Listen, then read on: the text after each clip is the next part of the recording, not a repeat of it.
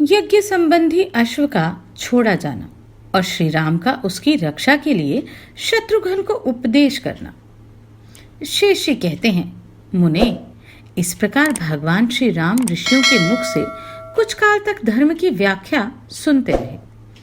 इतने में वसंत का समय उपस्थित हुआ, जबकि महापुरुषों के यज्ञ आदि शुभ कर्मों का प्रारंभ होता है। वह समय आया देख बुद्धिमान महर्षि वशिष्ठ ने संपूर्ण जगत के सम्राट श्री रामचंद्र जी से यथोचित वाणी में कहा, महाबाहु रघुनाथ जी, अब आपके लिए वह समय आ गया है जबकि यज्ञ के लिए निश्चित किए हुए अश्व की भली भांति पूजा करके उसे पृथ्वी पर भ्रमण करने के लिए छोड़ा जाए। इसके लिए सामग्री एकत्रित हो, अच्छे अच्छे ब्राह्मण बुलाए जाएं तथा स्वयं आप ही उन ब्राह्मणों को यथोचित पूजा करें। दीनों, नेत्रहीनों और दुखियों का विधिवत सत्कार करके उन्हें रहने को स्थान दें और उनके मन में जिस वस्तु के पाने की इच्छा हो वही उन्हें दान करें। आप सुवर्णमय सीता के साथ यज्ञ की दीक्षा लेकर उसके नियमों का पालन करें, पृथ्वी पर सोवें, ब्रह्मचरी रहें तथा धन संबंधी भोगों का परित्याग करें। आपके कटिभाग में मेखला सुशोभित हो। आप हरण का सींग, मृगचर्म तथा दंड धारण करें तथा सब प्रकार के सामान और द्रव्य एकत्रित करके यज्ञ का आरंभ करें। महर्षि वशिष्ठ के ये उत्तम और यथार्थ वचन सुनकर परम बुद्धिमान श्री रामचंद्र जी ने लक्ष्मण से अभिप्राय युक्त बात कही। श्री राम बोले, लक्ष्मण, मेरी बात सुनो और सुनकर तुरंत उसका पालन करो। जाओ, प्रयत्न पूर्वक करके अश्वमेध यज्ञ के लिए उपयोगी अश्व ले आओ। शेषी कहते हैं, श्री रामचंद्र जी के वचन सुनकर शत्रु विजयी लक्ष्मण ने सेनापति से कहा, वीर, मैं तुम्हें एक अत्यंत प्रिय वचन सुना रहा हूं, सुनो। श्री रघुनाथ जी की आज्ञा के अनुसार शीघ्र ही हाथी, अश्व, रथ तथा पैदल से युक्त चतुरंगिनी सेना तैयार करो, जो काल की सेना का भी विनाश करने में समर्थ हो। महात्मा लक्ष्मण का यह कथन सुनकर कालजित नाम वाले सेनापति ने सेना को सुसज्जित किया। उस समय लक्ष्मण के आदेशानुसार सजकर आए हुए अश्वमेघ यज्ञ के अश्व की बड़ी शोभा हुई। एक श्रेष्ठ पुरुष ने उसकी बागडोर पकड़ रखी थी। 10 ध्रुवक अर्थात चिन्ह विशेष उसकी शोभा बढ़ा रहे थे। अपने छोटे छोटे रोए के कारण भी वह बड़ा सुंदर जान पड़ता था। उसके गले में घुंघरू पहनाए गए थे जो एक दूसरे से मिले नहीं थे। विस्तृत कंठकोश में मणि सुशोभित थी। मुख की कांति भी बड़ी विशद थी और उसके दोनों कान छोटे छोटे तथा काले थे। घास के ग्रास से उसका मुख बड़ा सुहावना जान पड़ता था और चमकीले रत्नों से उसको सजाया गया था। इस प्रकार सज धज कर मोतियों की मालाओं से सुशोभित हो वह अश्व बाहर निकला। उसके ऊपर श्वेत छत्र तना हुआ था। दोनों ओर से 2 सफेद चवर उसकी शोभा बढ़ा रहे थे। सारांश यह है कि उस अश्व का सारा शरीर ही नाना प्रकार के शोभा साधनों से संपन्न था। जिस प्रकार देवता लोग सेवा के योग्य श्रीहरि की सब ओर से सेवा करते हैं, उसी प्रकार बहुत से सैनिक उस घोड़े के आगे पीछे और बीच में रहकर उसकी रक्षा कर रहे थे। तदनंतर सेनापति कालजीत ने अपनी विशाल सेना को कूच करने की आज्ञा दी। आज्ञा पाकर जन समुदाय से भरी हुई वह विशाल वाहिनी छत्रों से सूर्य को ओट में करके अपनी छावनी से निकली। उस सेना के सभी श्रेष्ठ वीर श्री रघुनाथ जी के यज्ञ के लिए सुसज्जित हो गरजते तथा युद्ध के लिए उत्साह प्रकट करते हुए बड़े हर्ष में भरकर चले। सभी सैनिक हाथों में धनुष, पाश और खड़ग धारण किए सैनिक शिक्षा के अनुसार स्फुट गति से चलते हुए बड़ी तेजी के साथ महाराज श्री राम के पास उपस्थित हुए। वह घोड़ा भी आकाश में उछलता तथा पृथ्वी को अपनी टाप से खोदता हुआ धीरे धीरे यज्ञ चिन्ह से युक्त मंडप के पास पहुंचा। घोड़े को आया देख श्री रामचंद्र जी ने महर्षि वशिष्ठ को समयोचित कार्य करने के लिए प्रेरित किया। महर्षि वशिष्ठ ने श्री रामचंद्र जी को सुवर्णमय पत्नी के साथ बुलाकर अनुष्ठान आरंभ किया। इस यज्ञ में वेद शास्त्रों का विवेचन करने वाले बुद्धिमान महर्षि वशिष्ठ, जो श्री रघुनाथ जी के वंश के आदि गुरु थे, आचार्य हुए। तपोनिधि अगस्त्य जी ने ब्रह्मा का कार्य संभाला। वाल्मीकि मुनि अधर्वयु बनाए गए और कण्व द्वारपाल। उस यज्ञ मंडप के 8 द्वार थे, जो तोरण आदि से सुसज्जित होने के कारण बहुत सुंदर दिखाई देते थे। वात्स्ययन जी ने उनमें से प्रत्येक द्वार पर 2-2 मंत्र वेता ब्राह्मण बिठाए थे। पूर्व द्वार पर मुनि श्रेष्ठ देवल और असित थे। दक्षिण द्वार पर तपस्या के भंडार महात्मा कश्यप और अत्रि विराजमान थे। पश्चिम द्वार पर श्रेष्ठ महर्षि जातुकर्ण्य और जाजली की उपस्थिति थी तथा उत्तर द्वार पर द्वित और एकत नाम के 2 तपस्वी मुनि विराज रहे थे। ब्राह्मण इस प्रकार द्वार की विधि पूर्ण करके महर्षि वशिष्ठ ने उस यज्ञ संबंधी श्रेष्ठ अश्व का विधिवत पूजन आरंभ किया।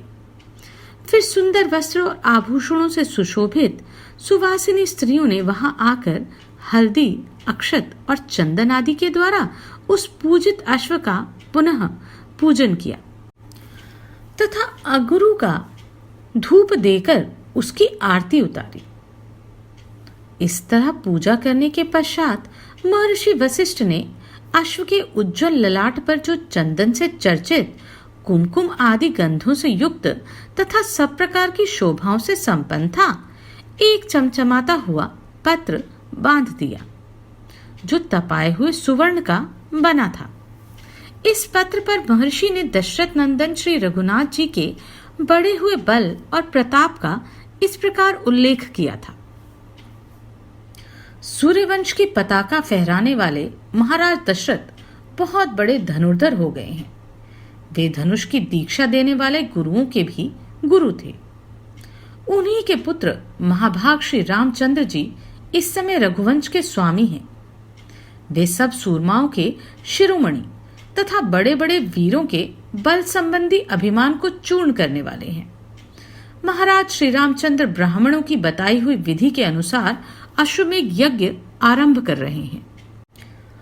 उन्होंने ही यज्ञ संबंधी अश्व, जो समस्त अश्वों में श्रेष्ठ तथा सभी वाहनों में प्रधान है, पृथ्वी पर भ्रमण करने के लिए छोड़ा है। श्री राम के ही भाई शत्रुघ्न, जिन्होंने लवणासुर का विनाश किया है, इस अश्व के रक्षक हैं। उनके साथ हाथी, घोड़े और पैदलों की विशाल सेना भी है। जिन राजाओं को अपने बल के घमंड में आकर ऐसा अभिमान होता हो कि हम लोग ही सबसे बढ़कर शूर, धनुर्धर तथा प्रचंड बलवान हैं, वे ही रत्न की मालाओं से विभूषित इस यज्ञ संबंधी अश्व को पकड़ने का साहस करें। वीर शत्रुघ्न उनके हाथ से इस अश्व को हठात छुड़ा लेंगे। इस प्रकार श्री रामचंद्र की भुजाओं के पराक्रम से शोभा पाने वाले उनके प्रखर प्रताप का परिचय देते हुए महामुनि वशिष्ठ जी ने और भी अनेकों बातें लिखी। इसके बाद अश्व को, जो शोभा का भंडार था तथा वायु के समान बल और वेग से युक्त था, छोड़ दिया। उसकी भूलोक और पाताल में समान रूप से तीव्र गति थी। तदनंतर शस्त्रधारियों में श्रेष्ठ श्री रामचंद्र जी ने शत्रुघ्न को आज्ञा दी, सुमित्रा नंदन, यह अश्व अपनी इच्छा के अनुसार विचरने वाला है। तुम इसकी रक्षा के लिए पीछे पीछे जाओ। जो योद्धा संग्राम में तुम्हारा सामना करने के लिए आवें, उन्हीं को तुम अपने पराक्रम से रोकना। इस विशाल भूमंडल में विचरते हुए अश्व की तुम अपने वीरोचित गुणों से रक्षा करना। जो सोए हों, गिर गए हों, जिनके वस्त्र खुल गए हों और जो अत्यंत भयभीत होकर चरणों में पड़े हों, उनको कदापि न मारना। साथ ही जो अपने पराक्रम की झूठी प्रशंसा नहीं करते, उन पुण्यात्माओं पर भी हाथ न उठाना।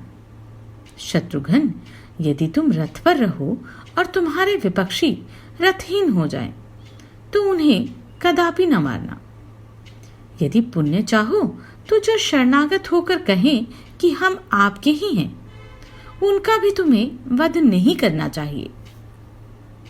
जो योद्धा उन्मत्त, मतवाले, सोए हुए, भागे हुए, भय से आतुर हुए तथा मैं आपका ही हूं ऐसा कहने वाले मनुष्य को मारता है, वह नीच गति को प्राप्त होता है।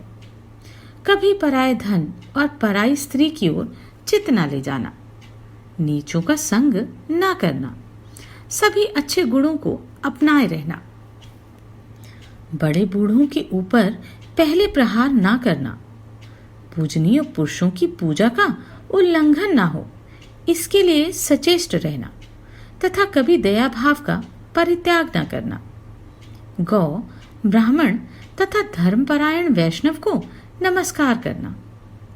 इन्हें मस्तक झुकाकर मनुष्य जहां कहीं जाता है, वहीं उसे सफलता प्राप्त होती है। महाबाहो, भगवान श्री विष्णु सबके ईश्वर, साक्षी तथा सर्वत्र व्यापक स्वरूप धारण करने वाले हैं। जो उनके भक्त हैं, वे भी उन्हीं के रूप में सर्वत्र विचरते हैं।